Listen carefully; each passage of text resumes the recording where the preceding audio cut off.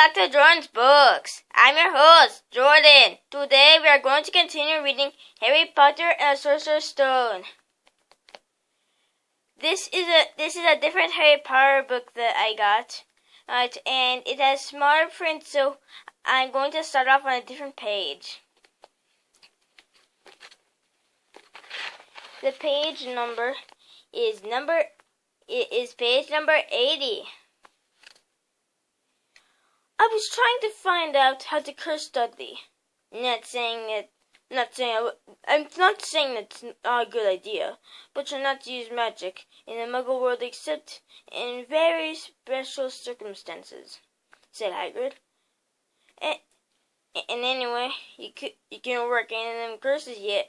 You'll need a lot more study before you get to that level. Hagrid willing to let Harry buy a solid gold cauldron. Either. It says pewter on your list. But they got a nice set of scales for weighing potion ingredients and a collapsible brass telescope. Then they visited the apothecary, which was fascinating enough to make up for its horrible smell. A mixture of bad eggs and rotting cabbages. Barrels of slimy stuff stood on the floor. Jars of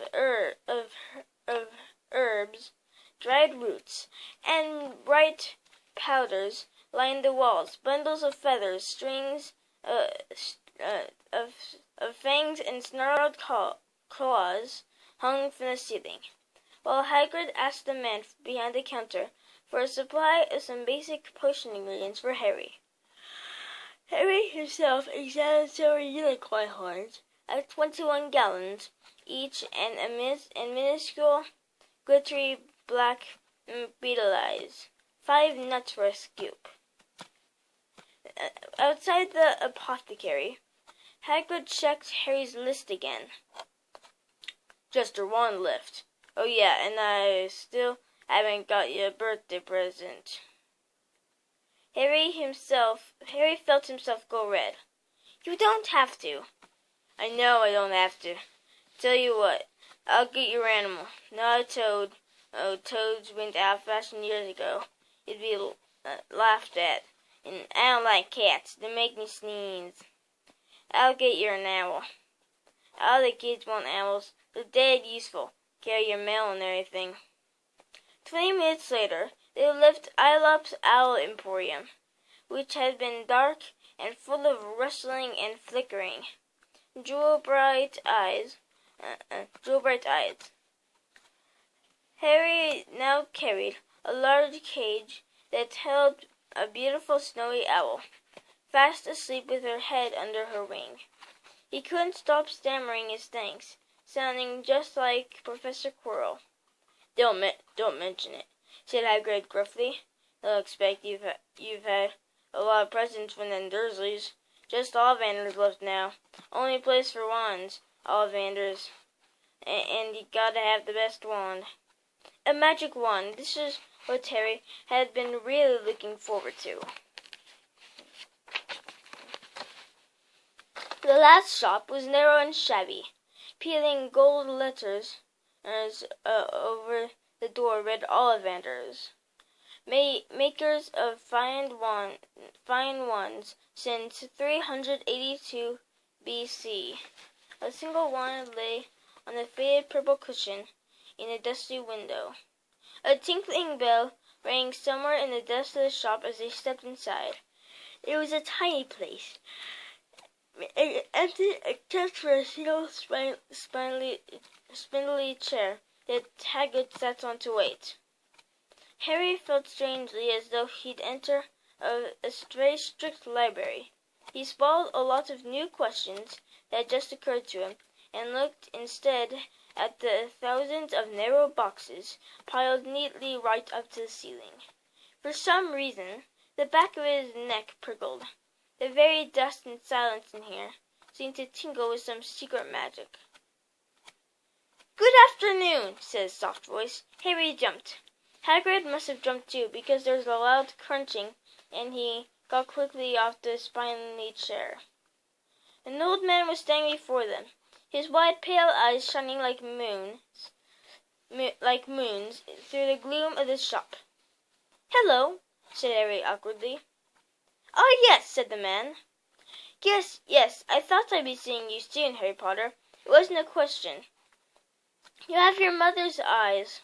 It seemed only yesterday she was in here herself, buying her first wand, 10 1/4 inches long, swishy, made of willow. Nice wand for charm work." Mr. Ollivander moved closer to Harry.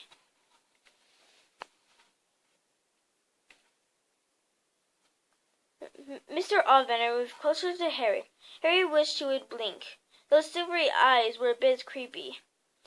Your father, on the other hand, favored a mahogany wand, 11 inches, pliable, a little more power and excellent for transfiguration.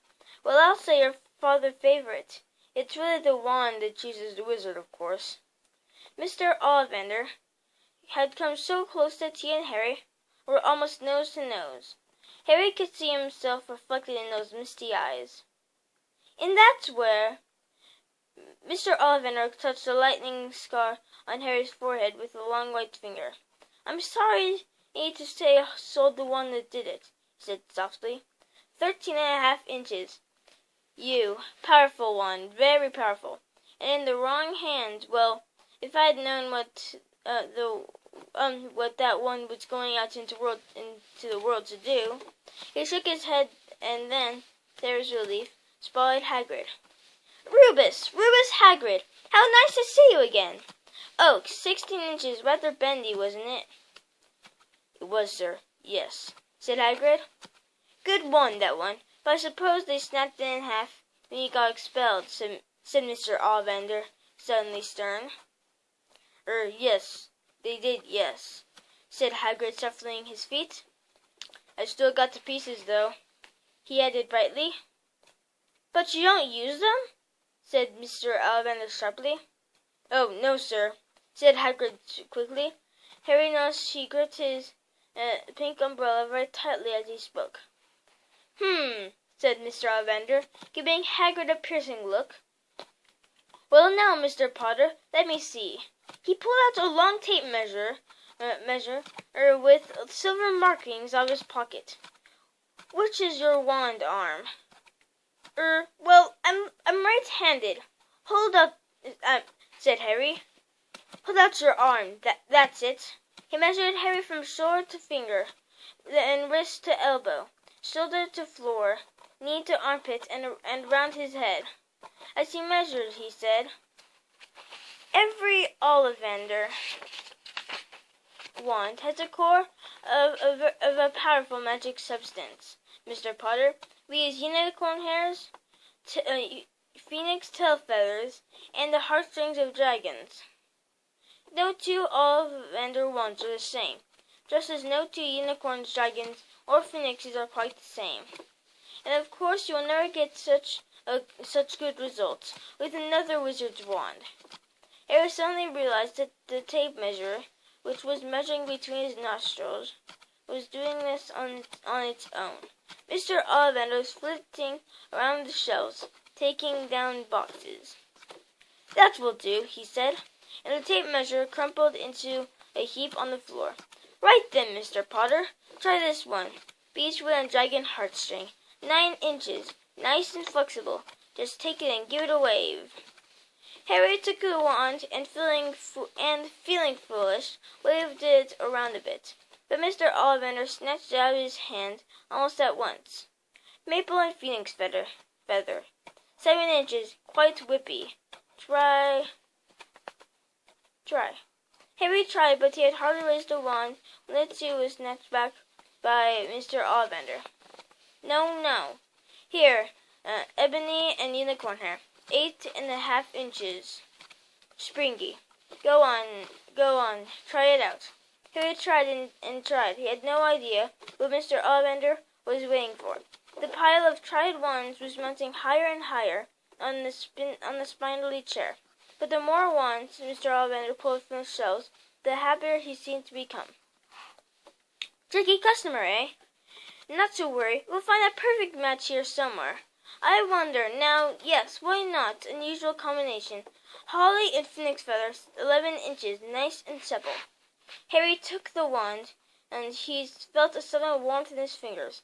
He raised the wand above his head, and brought it swishing down through the dusty air in a stream of red and gold sparks, shot from the end like a firework, throwing dancing spots of light onto the walls.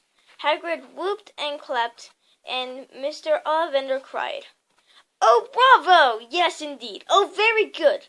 Well, well, well! How curious! How very curious!" He put Harry's wand back into its box and wrapped it in brown paper, still muttering, "Curious, curious." "Sorry," said Harry, "but what's curious?" Mr. Ollivander fixed Harry with his pale stare. "I remember every wand I've ever sold, Mr. Potter, every single wand. It so happened that the phoenix whose tail feather is in your wand gave another feather, just another. It is very curious indeed that you should be destined for this wand which brother. Which brother gave you that scar?" Harry swallowed. "Yes, 13.5 inches. You. Curious indeed how these things happen. The wand chooses the wizard, remember. I think we must expect great things from you, Mr. Potter. After all, he who must not be named did great things. Terrible, yes, but great." Harry shivered. He wasn't sure he liked Mr. Ollivander too much. He paid 7 gold galleons for his wand, and Mr. Ollivander bowed them from his shop. The late afternoon sun hung low in the sky as Harry and Hagrid made their way back down Diagon Alley, back through the wall, back through the leaky cauldron, now empty. Harry didn't speak at all as they walked down the road. He didn't even notice how much people were gawking at them on the underground, laden as they were with all their funny-shaped packages, with the snowy owl asleep in its cage on Harry's lap. Up another escalator, out into Paddington Station. Harry only realized where they were when Hagrid tapped him on the shoulder. Got time for a bite to eat before your train leaves," he said. He bought Harry a hamburger, and he sat down on plastic seats to eat them. Harry kept looking around. Everything looked strange somehow. Looked so strange somehow. "You all right, Harry? You're very quiet," said Hagrid. Harry wasn't sure he could explain. He'd just had the best birthday of his life, and yet he chewed his hamburger trying to find the words. "Everyone thinks I'm special," he said at last. "All those people in the Leaky Cauldron, Professor Quirrell, Mr. Ollivander, but I don't know anything about magic at all. How can they expect great things? I'm famous and I can't even remember what I'm famous for. And I don't know what happened when... Well, sorry, I mean the night my parents died." Hagrid leaned across the table. Behind the wild beard and eyebrows he wore a very kind smile. "Don't you worry, Harry. You'll learn fast enough. Everyone starts at the beginning at Hogwarts. You'll be just fine. And just be yourself. I know it's hard. You've been singled out, and that's always hard. But you'll always have a great time at Hogwarts. I did. Still do, as a matter of fact." Hagrid held Harry on the train that would take him back to the Dursleys, then handed him an envelope. "A ticket for Hogwarts," he said. "1st of September. 1st of September. King's Cross. It's all on your ticket. Any problems with the Dursleys, send me a letter with your owl. She'll know where to find me. See you soon, Harry." The train pulled out of the station. Harry wanted to watch Hagrid until he was out of sight. He rose in his seat and pressed his nose against the window, but he blinked and Hagrid had gone. And that is the end of Chapter 5, Diagon Alley. See you next time for Chapter 6.